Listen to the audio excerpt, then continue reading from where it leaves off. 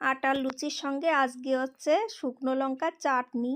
এই হচ্ছে আজকে আমাদের রাতের বেলার খাবার। তো দেখো আটাটা মেখে রেখেছিলাম 5-10 মিনিট মতো।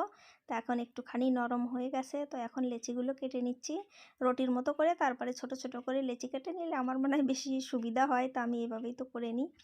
তো অনেক ছোটোবেলা থেকে কিন্তু এই সংসারের হাল ধরেছি। অনেক ছোটোবেলাতেই ভাবতে পারো বিয়ে হয়েছে, তারপর থেকে সংসারের হাল ধরার আমি একাই ছিলাম, কারণ বাইরে চলে এসেছিলাম তাই জন্য। তা টুকটাক রান্নাবান্না বেশ ভালোই করতে শিখে গেছি। আর কত বছর হয়ে গেল সংসার করছি না।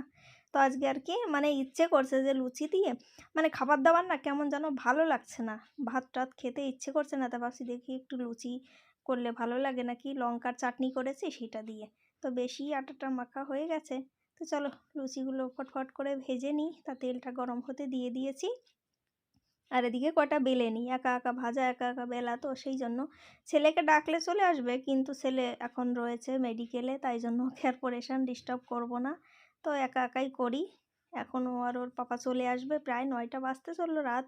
তো এই জন্য আর কি এখন ভেজে নিচ্ছি যে আসলে পরে গরম গরম খেতে পারবে।